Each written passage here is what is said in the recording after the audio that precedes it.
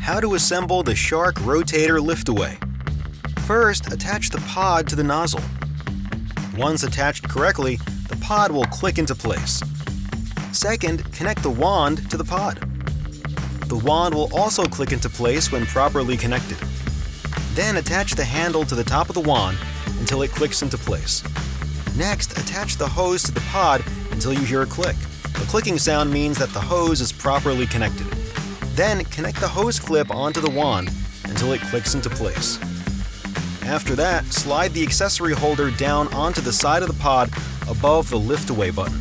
Then attach your accessories to the accessory holder located by the bottom side of the pod. Additional accessories available at sharkaccessories.com. And that's it! You're now ready to enjoy your new Shark Rotator Lift-Away with Self-Cleaning Brushroll.